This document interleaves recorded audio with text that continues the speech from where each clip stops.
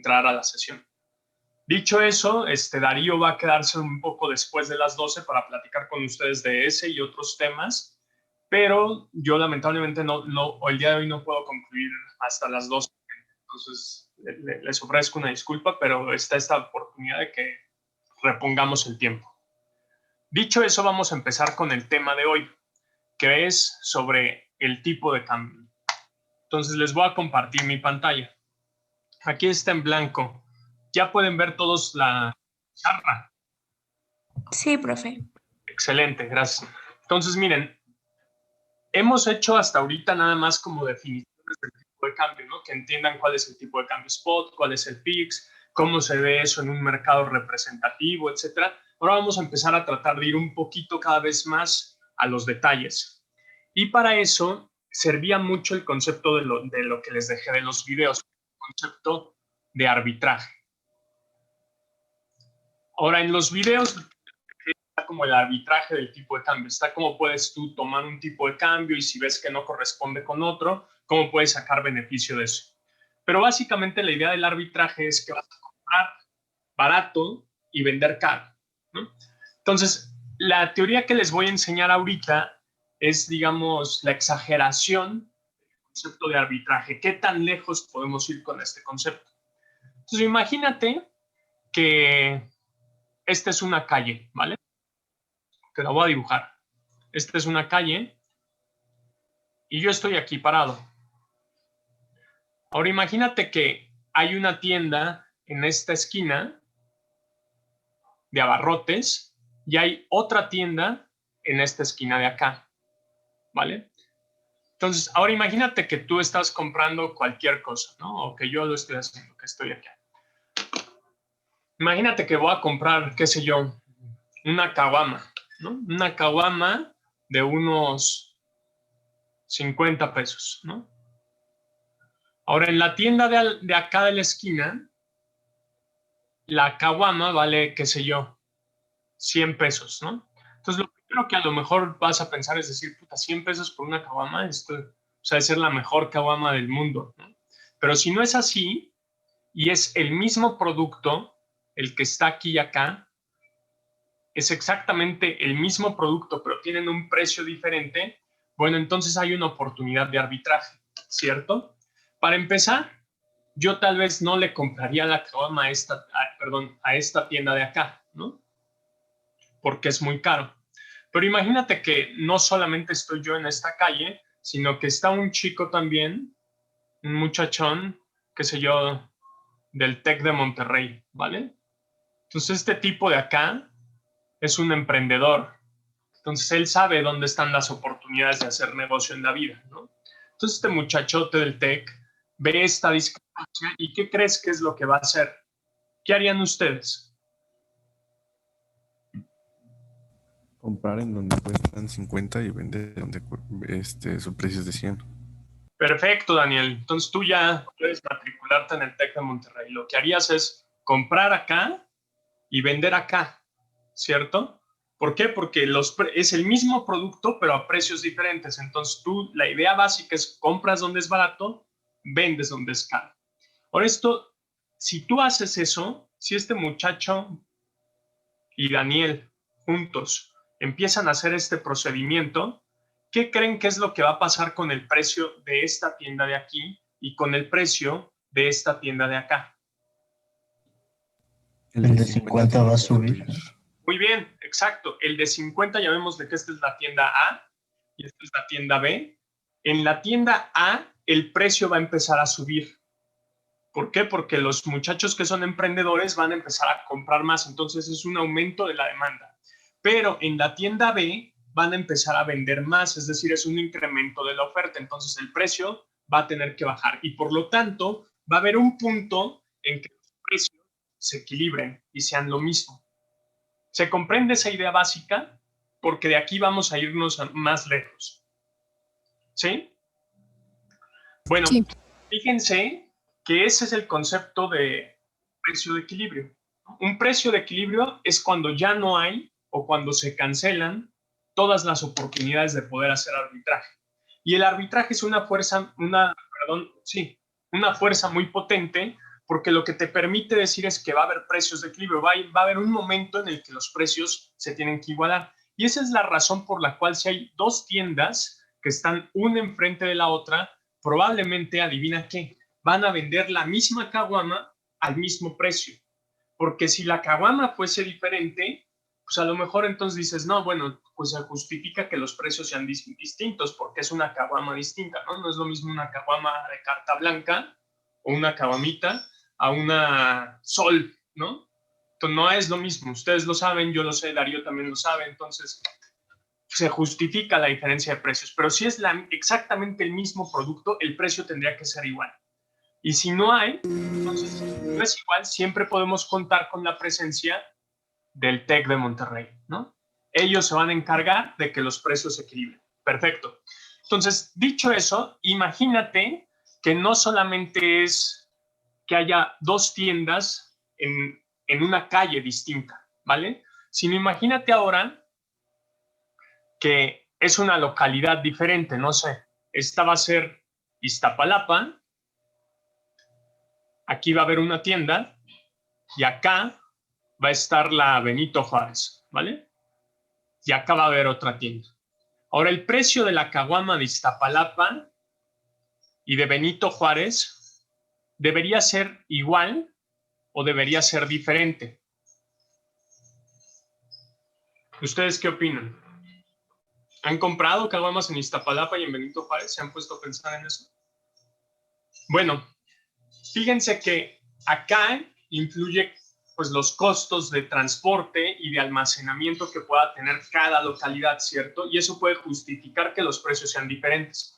Pero de momento vamos a meter en una burbuja todos esos costos de transporte, de almacenamiento, etcétera, y vamos a quitarlos. Si no hubiera un costo por eso, por transportar el producto, o un costo por almacenarlo, los precios tendrían que volver a ser iguales, ¿cierto? ¿Por qué? Porque si los precios fueran mayores, por ejemplo, en la Benito Juárez a Iztapalapa, entonces llegaría el chico del TEC, le hablaría a Daniel y le diría, hey, aquí hay negocio, ¿no? Podemos comprar en Iztapalapa e ir a vender a la Benito Juárez. Y ese arbitraje haría nuevamente que los precios se equilibrasen. Ahora, esto es en dos localidades, digamos, en dos delegaciones diferentes, pero lo puedes ver más minuciosamente, ¿no? Habíamos dicho que los precios de una sola calle en dos tiendas diferentes se tenían que equilibrar. Entonces, hay otra calle aquí que obviamente tiene una tiendita y entonces este precio y este precio tienen que ser iguales y este precio tiene que ser igual a este precio y va a haber un punto en el que estén siendo compatibles con una calle al lado de Benito Juárez y entonces los precios tienen que volver a ser iguales por puro concepto de arbitraje. Entonces vamos a magnificar esta idea. Todo el tiempo por el proceso de arbitraje, los precios tendrían que tender a ser los mismos. Ahora, ¿qué pasa si yo te hablo no solamente de dos delegaciones distintas o de dos entidades federativas distintas, sino que lo vemos en dos países distintos? Este es Estados Unidos y digamos que este es México. Y hay el producto de la caguama y el producto de la misma caguama aquí. Los precios que hay acá deberían ser iguales o deberían ser diferentes. ¿Qué piensan de eso? ¿Diferentes? ¿Por qué? Porque a lo mejor uno lo produce ahí mismo y entonces no paga, por ejemplo, transporte y el otro sí. Bueno, ok, muy bien, Denis. Son distintos, ¿no? En la vida real. Pero ahora, hazme caso en esta reflexión. Toma todos los costos de transporte y quítalos de la ecuación. Si no hubiera costos de transporte, costos de almacenamiento, los precios, por el concepto de arbitraje, deberían ser iguales.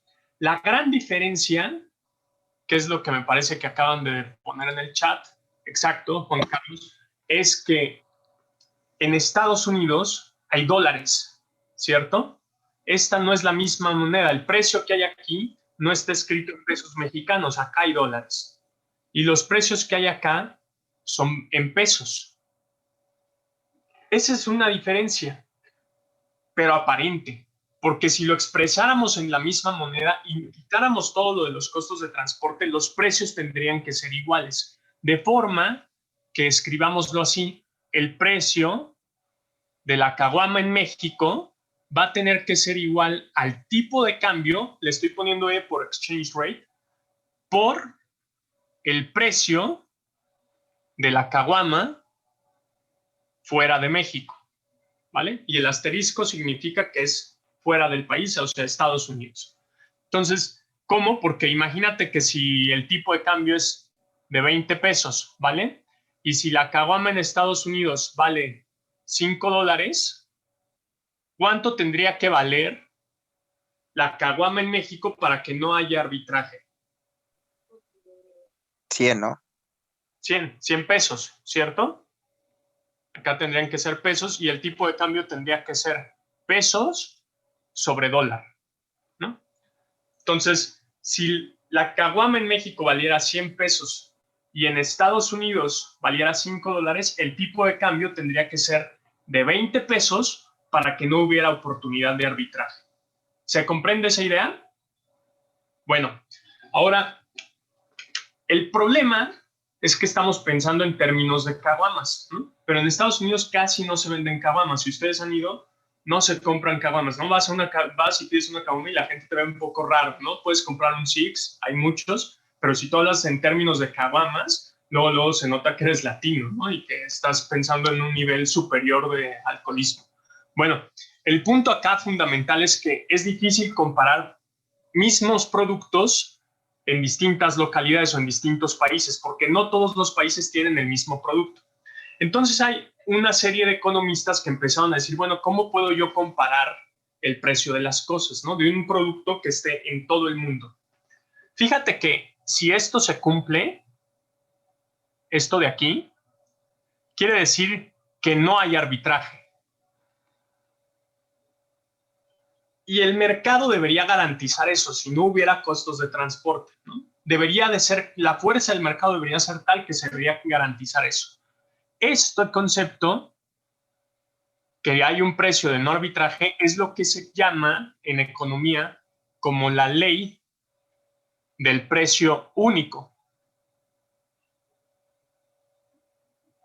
O en inglés le conocen como la loop, porque es Law of One Price. Entonces, la ley del precio único te dice, bueno, si el arbitraje fuese tan fuerte, todos los productos en todo el mundo deberían costar lo mismo, deberían tener el mismo precio, dado el tipo de cambio, deberían costar exactamente lo mismo. Ahora, lo que te acabo de decir es que es difícil que podamos comparar el precio de caguamas porque a lo mejor en Estados Unidos no hay caguamas, o a lo mejor en Rusia o Alemania no hay caguamas. Entonces, hay una serie de economistas que empezaron a decir, bueno, ¿qué producto podemos comparar en todo el mundo para ver si se cumple o no se cumple la ley de precio único? ¿Y cuál crees que es ese producto que empezaron a buscar que haya en todo el mundo? ¿Es lo del índice de la Big Mac? Excelente.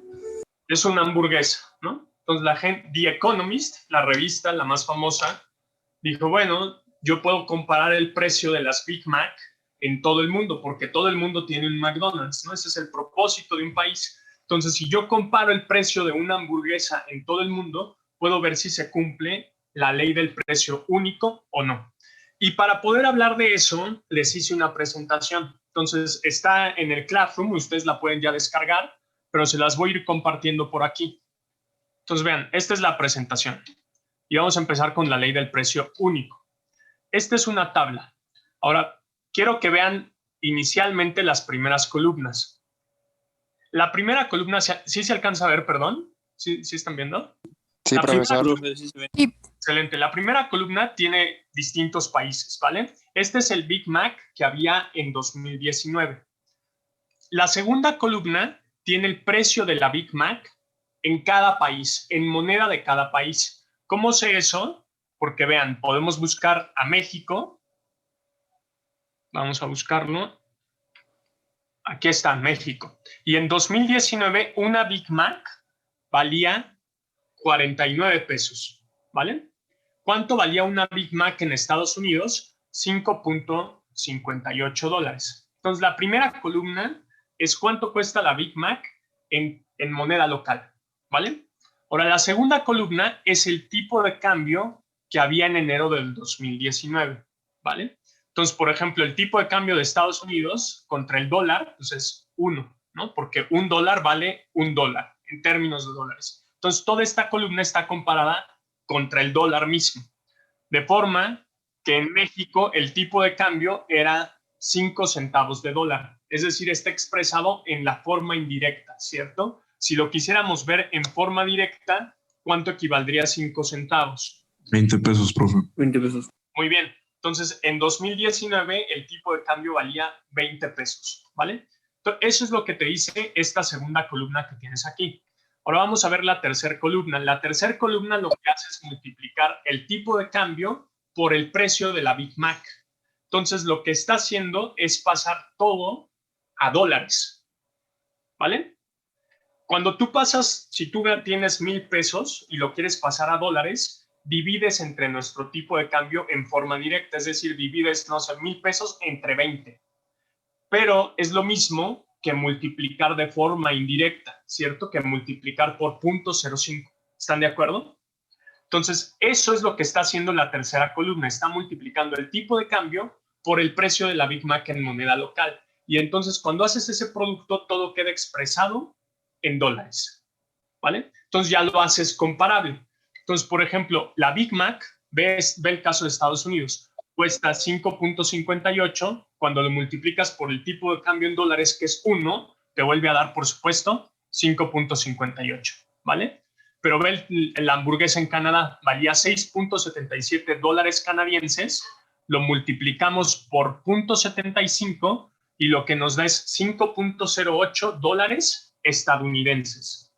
Ve el caso de México. La hamburguesa costaba 49 pesos mexicanos. A un tipo de cambio de 20 pesos por dólar o de 0.05 dólares por peso, equivale a una hamburguesa de 2.54 dólares. Bien, entonces... Profesor, tengo una duda. Sí. Este tipo de, bueno, lo que nos acaba de explicar la tercera columna para entender, es como el excedente que gana Big Mac por cada hamburguesa que venda en otro país. No. O sea, literalmente tú vas a la tienda y compras una Big Mac y la Big Mac vale 49 pesos mexicanos, ¿cierto? Si quieres expresar ese precio que está en pesos, en moneda local, lo quieres expresar en dólares, ¿qué harías? Divides entre el tipo de cambio, que es 20, ¿no? Entonces, divide 49 entre 20, es lo mismo que multiplicar 49 por 0.05. ¿Cuánto te da eso?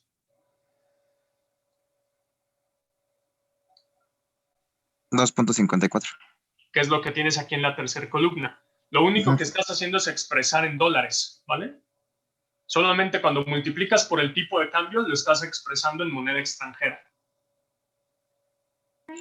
Sí, gracias. Entonces, la tercera columna no es ninguna ganancia de Big Mac, no es nada. No tiene nada que ver con eso. Es cuánto te cuesta una hamburguesa en dólares. Entonces, si México usara el dólar, esa hamburguesa que cuesta 49 pesos costaría $2.54. En Estados Unidos, esa hamburguesa cuesta $5.58. En Noruega, esa misma hamburguesa cuesta $5.86. No sé, en la India cuesta $2.55. Es decir, ya puedes comparar, ¿verdad? Porque todo está en la misma moneda. Entonces, yo te pregunto ahora, viendo estos resultados de la tercera columna, ¿tú dirías que la ley del precio único se cumple o no se cumple? No se Pues cumple. no. Los salarios no se cumplen. Bueno, quita salarios. Nadie sabe cuánto ganan las personas, ¿no? O sea, no estamos viendo aquí cuánto ganan los chilenos o cuánto ganan los de Arabia Saudita. Ve China, ¿no? China, que son famosos por los salarios bajos. Ve cuánto cuesta una hamburguesa allá. Cuesta 55 centavos de dólar, mientras que en México, que también, perdón, estoy viendo la cuarta columna, cuesta $3.05 en China. Mientras que en México cuesta $2.54. O sea, simplemente los precios no son iguales. Y la ley del precio único lo que te establece es que por el proceso de arbitraje, los precios tendrían que ser los mismos, ¿vale? Ahora dejen regreso a mi pizarra. Entonces, vamos a verlo ahora Entonces quiere decir que el precio de la Big Mac, vamos ahora a ponerlo en términos de la Big Mac, el precio de la Big Mac tendría que ser igual al tipo de cambio por el precio de la Big Mac en el extranjero. Y ya estamos diciendo que eso no parece cumplirse. Ahora, lo que hace Big Mac, lo que hace The Economist es que dice, bueno, a ver, vamos a sacar cuán diferente es eso. Entonces, si tú quieres saber cuán diferente es, lo que normalmente pensaríamos es restar, ¿no? Si lo restamos ya diríamos, bueno, pues cuánto de diferente es, ¿no? En Estados Unidos vale 5.58 y en México vale 2.54. Entonces, esa es la diferencia en dólares. Pero otra manera de ver esa misma diferencia es viéndolo como una proporción, como un cociente. Entonces, divide el tipo de cambio por el precio de la Big Mac en el extranjero entre el precio de la Big Mac que hay aquí. ¿Vale? Entonces, si tú haces este cociente, eso es lo que tienes en la cuarta columna de la tabla. Aquí. Y esto que dice Big Mac es lo que le llaman el índice del Big Mac, ¿vale? Entonces, lo que te está diciendo es qué tan diferente es. Entonces, por ejemplo, si el índice de la Big Mac te dice que es mayor que 1, ¿qué significa? Que en ese país la Big Mac vale más que en Estados Unidos. Es más cara respecto a quién. Estados Unidos. Local. Respecto a Estados Unidos, muy bien. Es más caro respecto a Estados Unidos. Entonces, ¿qué países son más caros que Estados Unidos? Pues ve, es Noruega, Suecia y Suiza, ¿no? Esos países son más caros. ¿Cómo lo sabemos luego? Porque estamos viendo que estos números que están aquí son mayores que 1. Estados Unidos siempre va a ser 1. ¿Por qué? Porque estamos expresando todo en dólares. Entonces, siempre que lo que está haciendo es dividir la primera columna entre la tercera columna. ¿Sí? Y eso le está dando justamente el 1. Ahora, lo que está haciendo acá, por ejemplo, para el Canadá, lo que está tomando es dividiendo 5.58 entre 5.58, que es el costo que vale la Big Mac en Estados Unidos. Y si tú divides 5.08 entre 5.58, te va a dar el 0.91. Ve el caso de México. México lo que está dividiendo es 2.54, que es lo que te vale la Big Mac en dólares, lo está dividiendo entre el precio que hay en Estados Unidos, que es 5.58. Si tú divides eso, lo que te tiene que dar es 0.45, lo que significa que la Big Mac es más barata en México que en Estados Unidos, expresados en la misma moneda. ¿Se entiende esta idea? Sí, profesor. Perfecto. Entonces ve que esta tercera columna, que es lo que le llaman el índice de Big Mac, voy a regresar a mi pizarra. Esta tercera columna le llaman el índice de Big Mac, ¿no? Lo que te está haciendo el índice de Big Mac más o menos es medirte el costo de vida. Quiere decir que México es más barato vivir en México para este índice que vivir en Estados Unidos. ¿Por qué? Porque el costo de las hamburguesas en México es más barato que en Estados Unidos. Vete a saber si es por una cuestión de salarios, vete a saber si es por una cuestión de sindicatos, no lo sé. Pero directamente ese cociente lo que te está comparando pues es el costo de una hamburguesa en el extranjero respecto al costo de una hamburguesa local, ¿no? Entonces ve, si el índice de Big Mac, le voy a poner índice BM, ¿no?, es mayor que 1, entonces, ¿qué significa?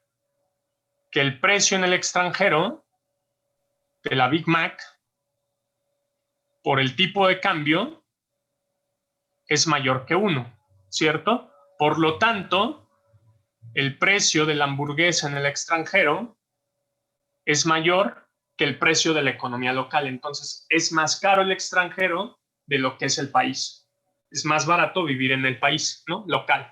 Si el índice de la Big Mac es menor que 1, entonces sucede lo contrario, ¿cierto? Quiere decir que este cociente de la Big Mac en el extranjero sobre el precio, perdón, aquí me faltó una BM, ¿cierto? Para decir que es el precio de la Big Mac. Es menor que 1, entonces quiere decir que es más caro que la economía local, ¿cierto? Entonces quiere decir que es más caro la economía local. ¿Ya? Ahora tú te has de estar preguntando, bueno, esto que estoy poniendo aquí, yo aquí, así, se ve diferente a lo que vimos en la tabla, ¿cierto? ¿Te estabas preguntando eso o no?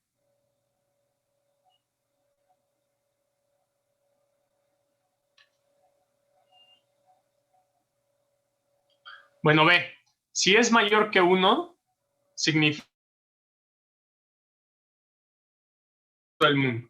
Y si es menor que 1, significa que el país es ¿qué cosa? Es más caro que el resto del mundo. Ahora, en la tabla está al revés porque los tipos de cambio están expresados en forma indirecta. Y es lo que te digo, que tienes que tener siempre muchísimo cuidado de cómo están expresándose los tipos de cambio, porque aquí lo que estamos haciendo, cuando pusimos precio de Big Mac igual al tipo de cambio, esto está en pesos y aquí estamos haciendo en pesos. Pero si estuviéramos llevando a dólares las cosas, que es lo que está haciendo la tabla, entonces tendríamos que estar multiplicando la Big Mac que está en pesos por el tipo de cambio en igual al precio de la Big Mac en el extranjero. Entonces lo tienen al revés. ¿Ya viste? Entonces el cociente está al revés.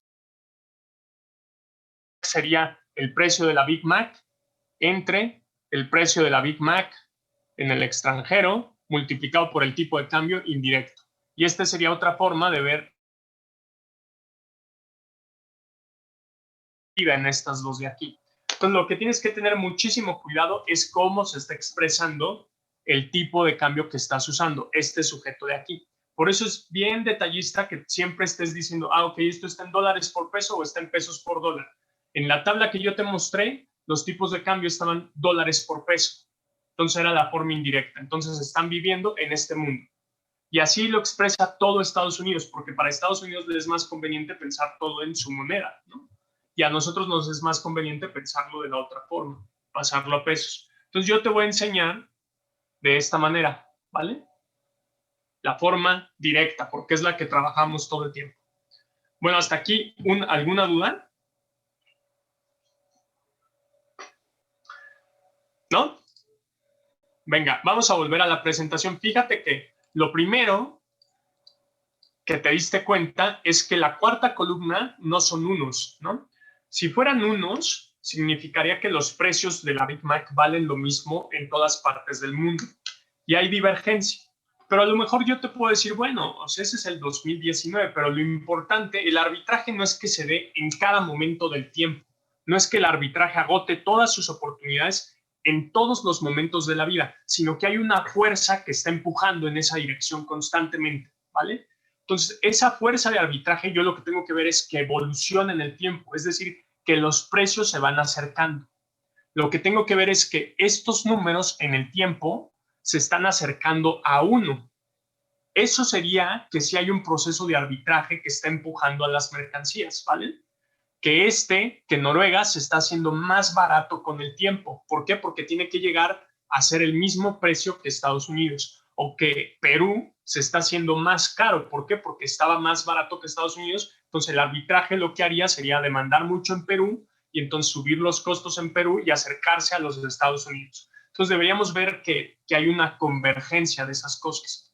Entonces la lámina 2 que te estoy dejando es justo para que veas si eso está ocurriendo o no está ocurriendo. Entonces ve, aquí lo que hice justamente es si hay convergencia de la loop o no. Vamos a leer esta gráfica. En el eje horizontal tienes el precio de la Big Mac en 2006, ¿vale? Es el índice de Big Mac de 2006. Y en el eje vertical lo que tienes es cuánto ha cambiado ese índice de la Big Mac entre 2006 y 2019, es decir, a lo largo de 13 años. Es bastante, ¿no? Entonces, ¿cómo leerías esa gráfica? Ve, implica algo como esto. Aquí tienes el índice de Big Mac, ¿vale? Y aquí tienes un 1. De ahí es de donde está arrancando la primera línea que está dividiendo acá. Fíjate, si tú estás de este lado de acá, a la derecha del 1, ¿qué significa? Que eres más caro o más barato que Estados Unidos. ¿Más caro? Más caro, perfecto. Entonces aquí están los caros de Estados Unidos. Ahora ve el eje, vale. Ahora, por lógica, lo que está a la izquierda es que son los países que son más baratos, ¿cierto? Ahora vamos a poner el eje vertical. En el eje vertical está el cambio del índice del Big Mac entre 2006 y 2013. Ahora, si no hay cambio, tendrías que tener un 0 aquí. El 0 significaría que tu índice de Big Mac vale lo mismo en todo ese periodo, entre 2006 y 2019. No ha cambiado, ¿vale? Ahora, si estás de este lado de acá, ¿qué quiere decir? Que estás encareciéndote o haciéndote más barato. Encareciendo. Estás encareciendo. Entonces, aquí se están encareciendo, ¿vale? Encareciendo. Y de este lado se están abaratando. Fíjate que aquí es que eres barato, aquí que eres caro, aquí significa que te estás encareciendo, es decir, que se está volviendo, no quiere decir que eres más caro que Estados Unidos, quiere decir que poco a poco te has ido elevando de precio y aquí que está bajando, ¿cierto? Entonces imagínate que tú eres una economía que eras más cara que Estados Unidos, estabas aquí. ¿Qué esperarías si la ley del precio único se cumpliera y hubiera un proceso de arbitraje? ¿Qué esperarías que ocurriese? ¿Que la economía se encareciese o se abaratase? Si tú eras mayor, que se abaratase, exacto, porque eras más caro, ¿no? Entonces esperarías que se vendiesen más en ese país. Entonces esperarías que este punto se localizase después acá, ¿cierto? Entonces esperarías que un país, por ejemplo, como Noruega, que es más caro que Estados Unidos, esté en este eje de la gráfica. ¿Por qué? Porque significaría que es un país que se está abaratando.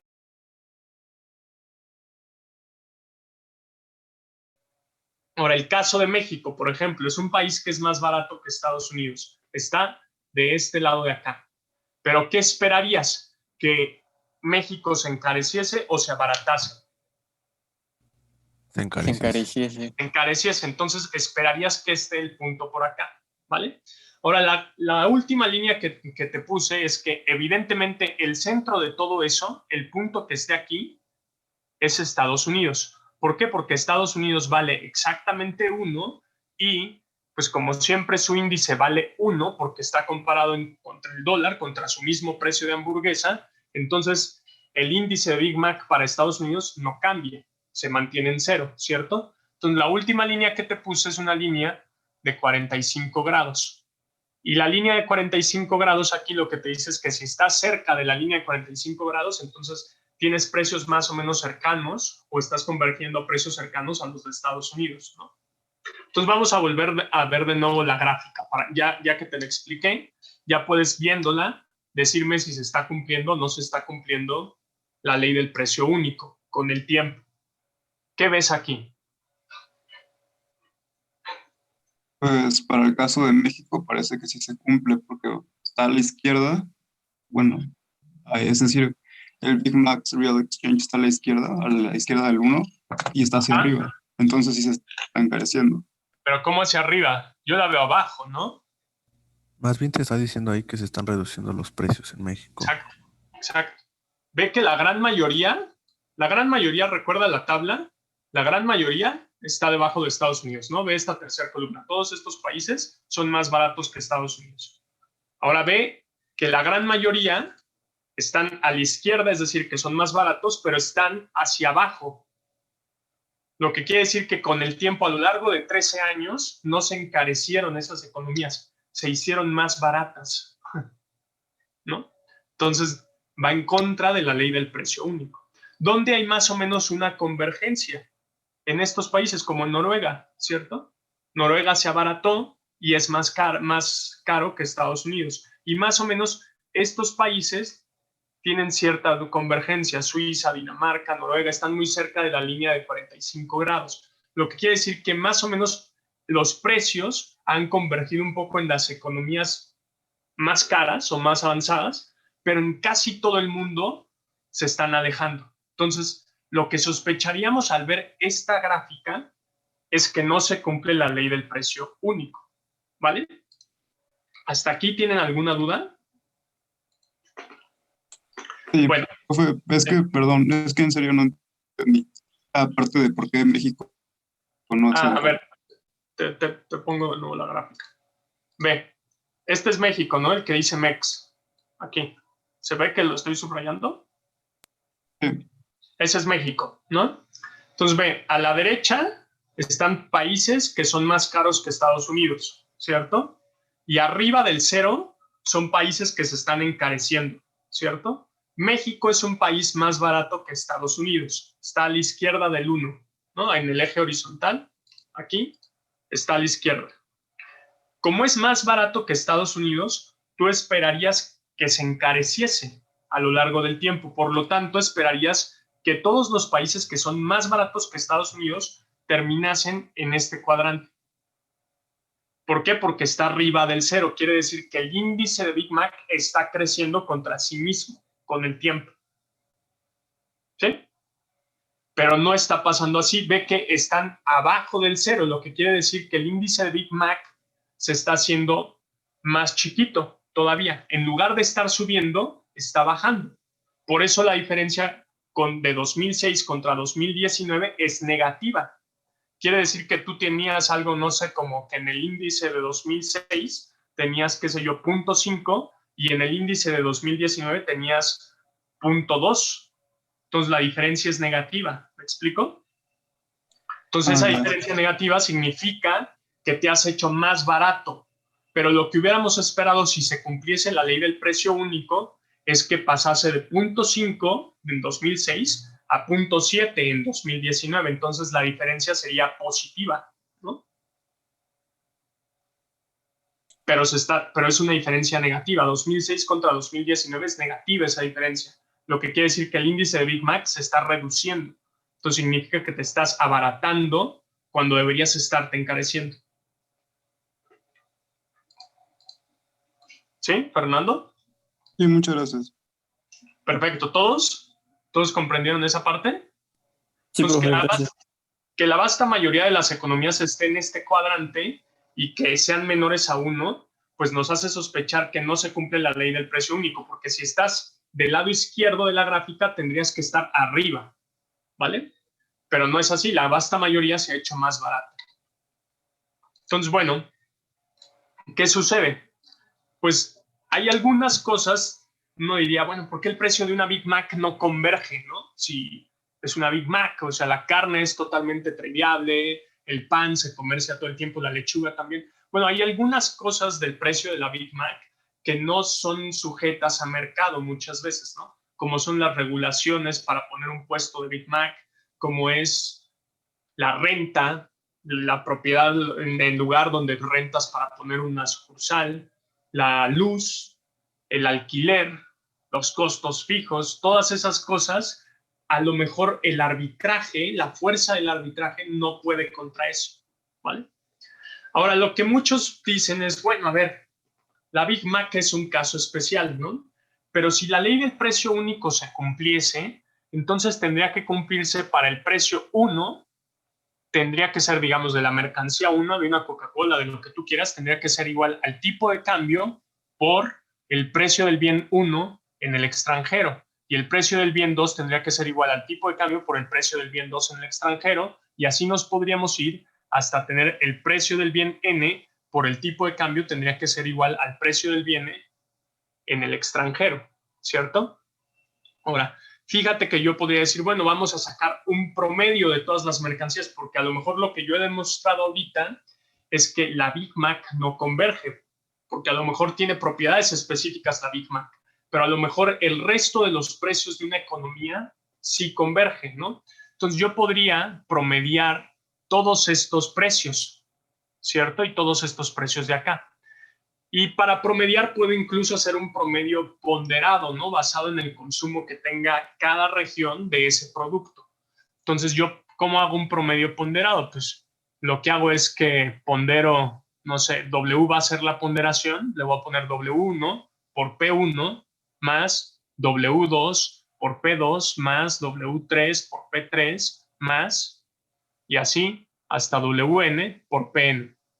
Ahora, fíjate que esto es porque cuando haces un promedio, pues imagínate que solo estás promediando dos precios, P1 más P2. Lo que haces es sumarlos y los divides entre dos, ¿cierto? O lo que es lo mismo, estarías multiplicando un medio de P1 más un medio de P2. Si fueran tres precios, tendrías P1 más P2 más P3 y lo dividirías entre 3. Y eso sería igual a un tercio de P1 más un tercio de P2 más un tercio de P3, ¿cierto? Ahora, cuando haces un promedio ponderado, ¿cuál es la ponderación? Esto que te acabo de poner son promedios simples. Se dice que son promedios simples porque el ponderador, que es este sujeto de aquí, es el mismo en cada una de las cosas que tú estás sumando, en cada P. Es exactamente el mismo ponderador.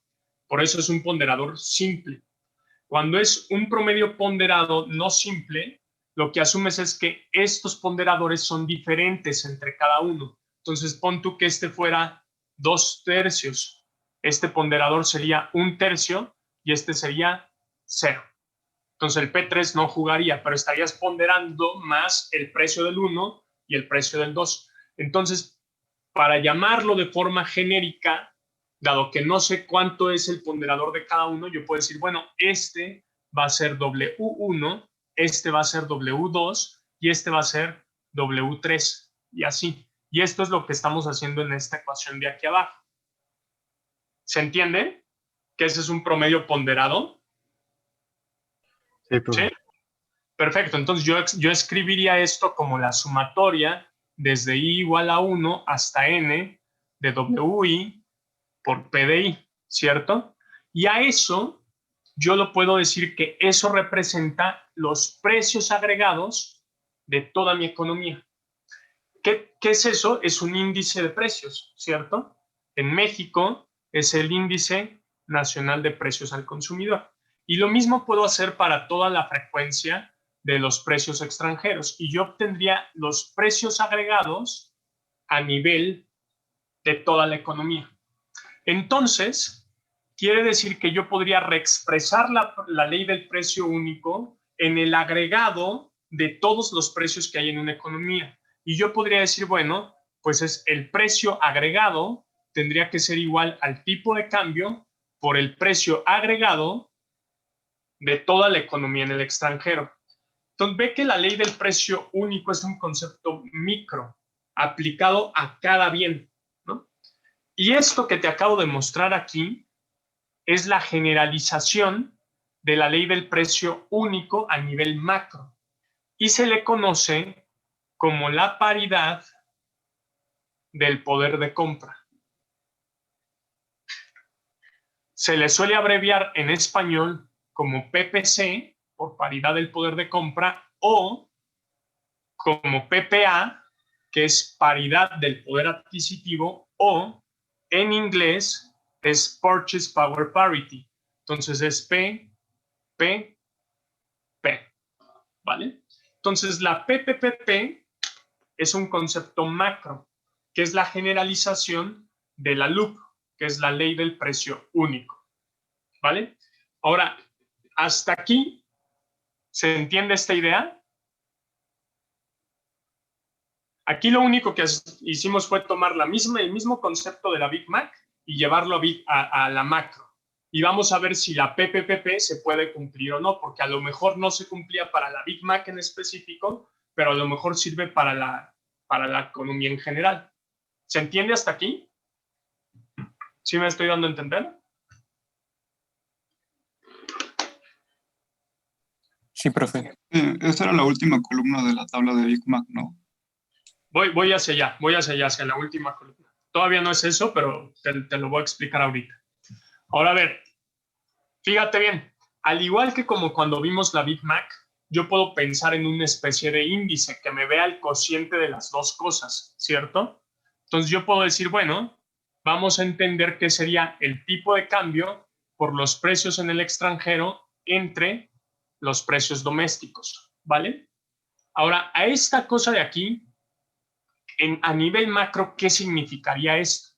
Bueno, pues ve que lo que estamos haciendo es tomar el tipo de cambio nominal, lo estamos como elevando o le estamos ponderando por el nivel de precios de la economía en el extranjero, es decir, el costo de las cosas que hay en el extranjero, y luego le estamos deflactando, le estamos quitando como el nivel de precios de la economía, ¿cierto? Entonces es muy similar a ver los precios de una economía, de un producto en moneda de extranjera, trayéndolo a moneda local y quitándole los precios de México, ¿cierto? Entonces, muy similar a cuando tú tomas un precio de cualquier cosa que esté en moneda local, no sé, un salario, y lo divides entre los precios, ¿no? A esto nosotros le llamamos salario real. Entonces, ve que esto que estamos haciendo aquí a nivel macro es muy similar a lo que hacemos con cualquier otra magnitud cuando lo expresamos en moneda local y le quitamos los precios. Entonces, le llamamos en economía tipo de cambio real. Ese cociente, que a nivel micro es el índice de Big Mac, a nivel macro se le conoce como el tipo de cambio real de una economía. Y lo vamos a denotar como Q, pero también muchas veces en muchos libros le llaman E pequeña. Yo le voy a poner Q para que nos diferenciemos de la E, que es el tipo de cambio nominal, ¿vale? Entonces, cuando vean E es tipo de cambio nominal, cuando vean Q es tipo de cambio real. ¿Hasta aquí se entiende qué es el tipo de cambio real?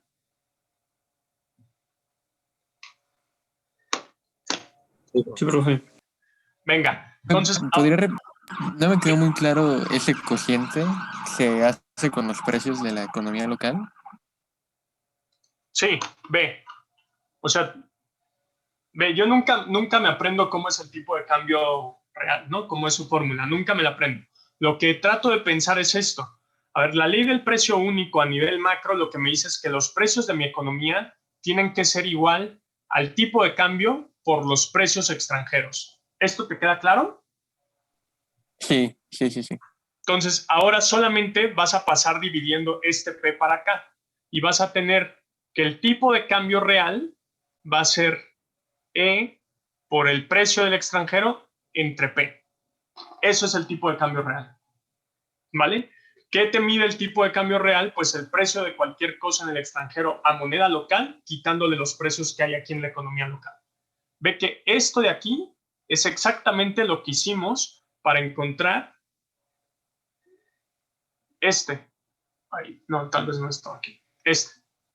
El índice de Big Mac. Es exactamente lo mismo, solamente que el índice de Big Mac está hecho para un solo producto y el tipo de cambio real está hecho para una canasta de productos que está dentro del índice nacional de precios al consumidor, de aquí y del exterior. ¿Vale? Sí, gracias. Perfecto. Ahora, ya, este es el tipo de cambio real. Ahora vamos a entender qué nos dice el tipo de cambio real. Ten presente que es algo muy similar a lo que ocurre con la Big Mac, solo que ya va a ser para nivel de una canasta de bienes y no solo para un producto. Entonces vamos a ver, si el tipo de cambio real es mayor que 1, ¿qué significa? Pues significa que el tipo de cambio por los precios en el extranjero es más caro que los precios domésticos, ¿cierto? Entonces, la vida en general es más cara en el extranjero que aquí en el país. Ahora, si el tipo de cambio real es menor que 1, va a suceder lo contrario.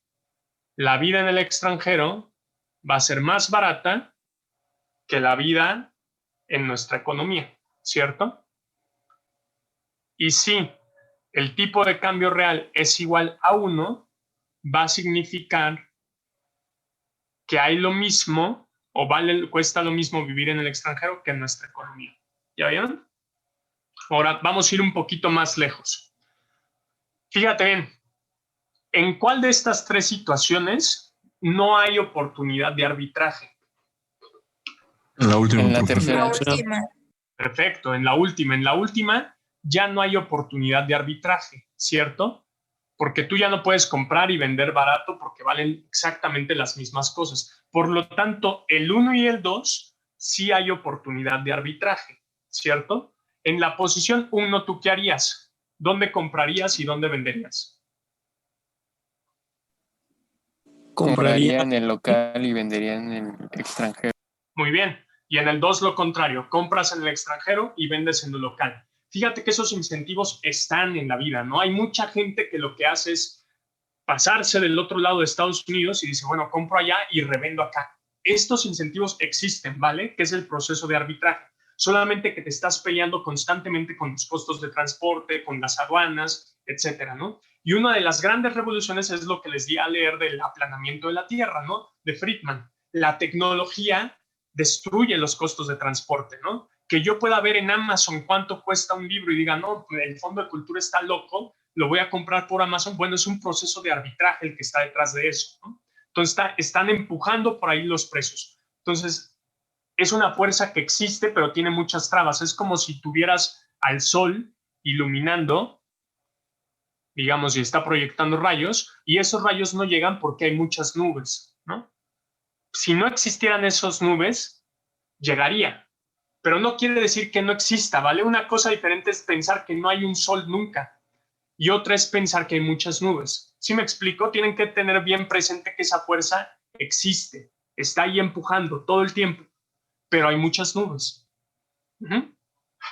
Vale, ahora fíjense bien. Imagínense que los precios no se pueden mover justamente, ya están fijos, ¿no? Pero el tipo de cambio sí se puede ajustar. En la posición 1, ¿qué tendría que pasarle al tipo de cambio nominal? ¿Qué tendría que pasarle para que ya no hubiera oportunidades de arbitraje? Tendría que reducirse. Reducirse. Muy bien, tendría que reducirse aquí, ¿cierto? ¿Y qué tendría que pasar en la posición 2? ¿Qué tendría que pasarle al tipo de cambio nominal para que ya no hubiera oportunidad de arbitraje?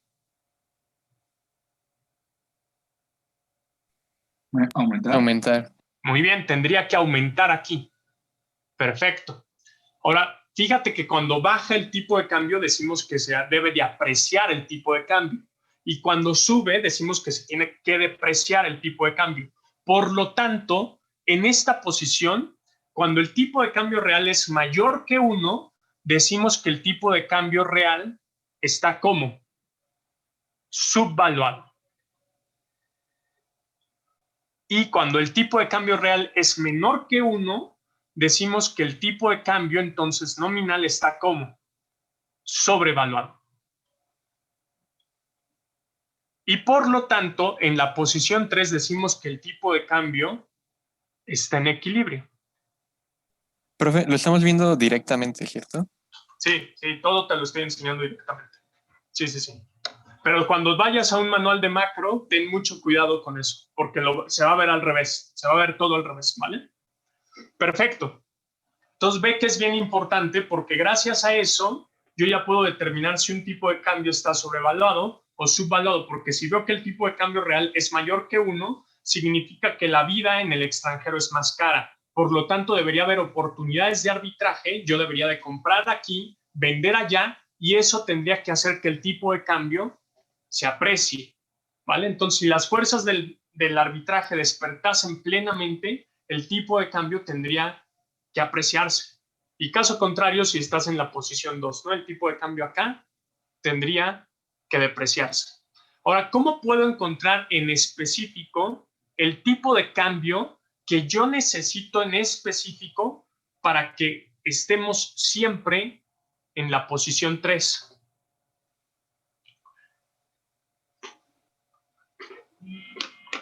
¿Alguien se le ocurre? Bueno, me voy a tener que ir, pero les cuento rápido.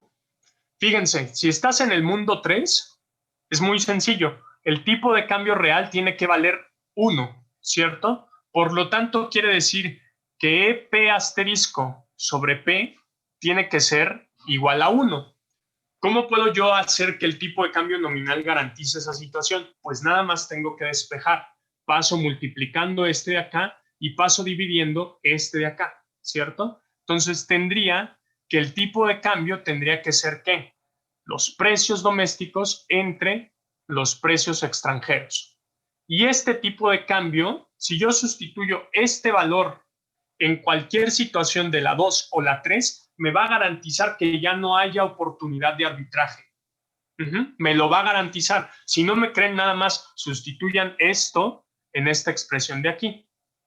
Y evidentemente lo que les va a quedar es que P es igual a P, ¿vale? Entonces, tiene que pasar. Si yo divido los precios de mi economía entre los precios del extranjero, estoy encontrando el tipo de cambio nominal tal que me garantiza que ya no haya arbitraje en el mercado, ¿no? Que no haya arbitraje en el mercado de bienes y servicios. Y como es un tipo de cambio entonces que me garantiza el equilibrio, le llamamos el tipo de cambio que me mantiene el poder de la paridad de compra o el tipo de cambio PPPP. ¿Se entiende? ¿Sí? Bueno, para terminar en esto. El tipo de cambio PPPP, yo necesito los precios agregados, ¿cierto? El precio agregado de la economía doméstica y el precio agregado de la economía extranjera. Ahora, fíjate que aquí hay toda una discusión, porque el INPC, el Índice Nacional de Precios al Consumidor, sí es una canasta de bienes, pero es una canasta de bienes local, de la economía de México, donde a lo mejor aparecen las caguamas. Y esas caguamas no van a estar en la canasta de bienes de la economía del extranjero, ¿cierto? Porque para mí puede ser muy importante tener una caguama, pero a lo mejor al puto gringo le importa más un hot dog, ¿no? Y no es la misma canasta de bienes. Entonces a lo mejor estoy comparando peras con manzanas, pero es muy difícil comparar exactamente los mismos productos. Es tremendamente caro porque los índices de precios se construyen representando el consumo de la sociedad, ¿no? Viene de la encuesta del ENIC, ¿no? Entonces tratamos de justamente ponderar. Los ponderadores con los que creamos el índice reflejan las preferencias de cada región. Entonces, muy difícil que podamos verdaderamente comparar los precios domésticos contra los precios en el extranjero. Cada 6 años, el Banco Mundial se avienta la tarea de hacer eso. Y entonces creó un índice que se llama el International Comparison Program, que es la comparación internacional de programas y son distintos precios que compara el Banco Mundial. Y con eso trata más o menos de verdaderamente tener una canasta representativa de precios domésticos contra una canasta representativa de precios en el extranjero. Ahora, los bancos centrales que tienen que estar monitoreando el tipo de cambio real no hacen eso.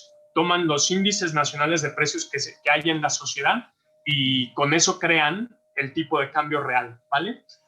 Entonces dan una sensación como de por dónde está fluctuando el tipo de cambio real, pero no son precios que sean exactamente comparables. El Banco Mundial hace eso, pero el problema es que le cuesta tanto y lo hace a nivel mundial que lo hace una vez cada 6 años, ¿no? La última encuesta que hizo el Banco Mundial o la última vez que hizo este índice es de 2017. Entonces, y antes de eso fue en 2011. Entonces tienes muy poquita información y lo que se ha podido ver, más o menos, es lo que te voy a mostrar en la siguiente gráfica. ¿Qué es esto? Aquí estoy comparando el ICP del Banco Mundial, que justamente pondera verdaderamente los mismos productos en distintos países y lo está comparando contra el índice de Big Mac, ¿vale? ¿Y qué puedes ver en la gráfica? Ve que tienes en el eje horizontal a la Big Mac y en el eje vertical tienes el índice que te estoy diciendo del Banco Mundial. ¿Qué puedes ver?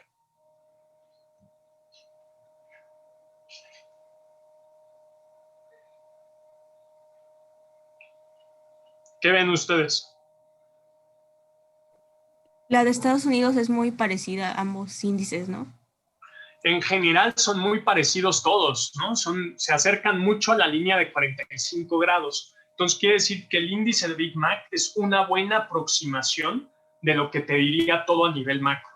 Es una buena aproximación, pero ve que muchos puntos quedan por debajo de la línea de 45, la vasta mayoría. Lo que te quiere decir que en general el índice de Big Mac exagera un poco las cosas, ¿no? O sea, sobreestima. Pero no es una mala aproximación. De hecho, la correlación de estos puntos es de 0.87. O sea, es muy, muy alta. Entonces, quiere decir que a lo mejor yo no puedo ver los mismos productos todo el tiempo entre las economías. Entonces, puedo tomar mis índices nacionales de precios, compararlos y con eso tener un tipo de cambio real y darme una idea. Fine. Pero si yo quiero verdaderamente ver exactamente si el tipo de cambio está sobrevaluado o no, pues el índice de Big Mac me puede dar una buena idea, ¿vale? Me puede dar una buena idea. Y con eso, más o menos puedo ver si el tipo de cambio está sobrevaluado o no. Entonces, ve, la última columna justo de esta tabla tiene el tipo de cambio PPPP, que es justamente el tipo de cambio de equilibrio, ¿vale? Entonces, ve, el tipo de cambio en México, que es la segunda columna, tiene 0.05, que quedamos que esos son 20 pesos por dólar. El tipo de cambio PPPP, que es el que me garantizaría el equilibrio o que me garantizaría que no hay oportunidades de arbitraje, debería de ser de 0.11. ¿Qué significa eso? ¿Cuánto es 0.11 en forma directa?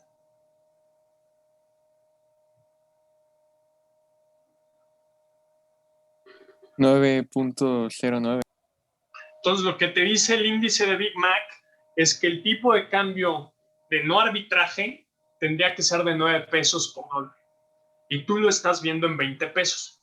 Entonces, ¿qué significa? Que debería de apreciarse el tipo de cambio. ¿Por qué? Porque el tipo de cambio está subvaluado.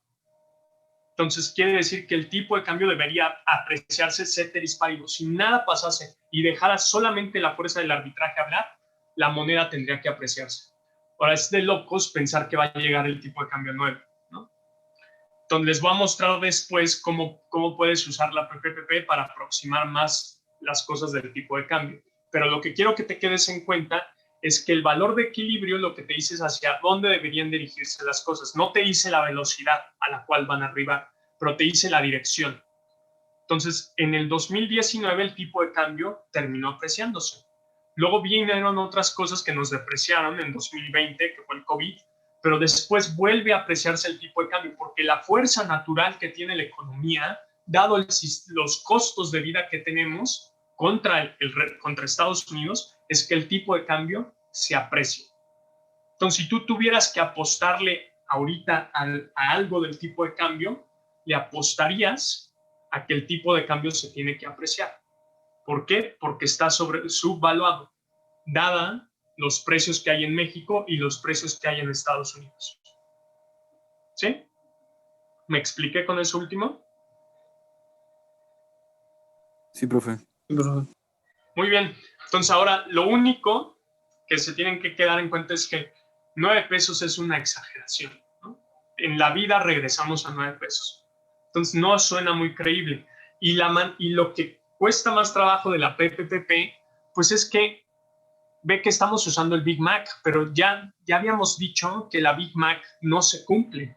Entonces quiere decir que esos 9 pesos no se deben de cumplir.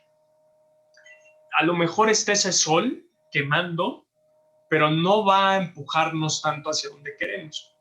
Entonces vamos a replantear las cosas para ver si la PPPP nos puede orientar más de hacia dónde puede dirigirse el tipo de cambio y a qué velocidad.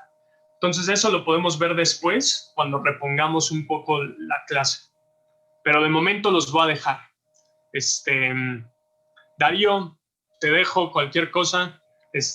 Me avisan cuando deciden que se pueda reponer la clase, ¿les parece? Bueno, pues mucha suerte. Cuídense.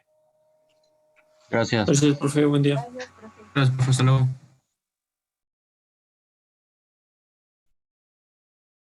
Bueno, hola. Pues primero vamos a ver cuándo se puede reponer la clase. El profesor puede hacerlo lunes, miércoles o viernes de la próxima semana. Entonces vamos a hacer una votación aquí. Primero. Entonces, a ver, ¿quién de plano no puede reponer la clase ninguno de estos 3 días? ¿Me puede poner un sí con la palomita, por favor? ¿Ponemos la palomita si no podemos o si sí podemos? Si no pueden ninguno de esos 3 días. Ok. ¿A qué hora, profe? Bueno, eso ahorita lo vemos, pero primero alguien que de plano nunca pueda. Lunes, miércoles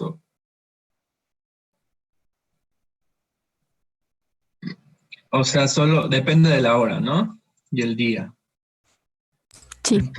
Entonces, a ver, palomita, los que quieran una hora en la mañana, antes de las 12, pongan una palomita, por favor.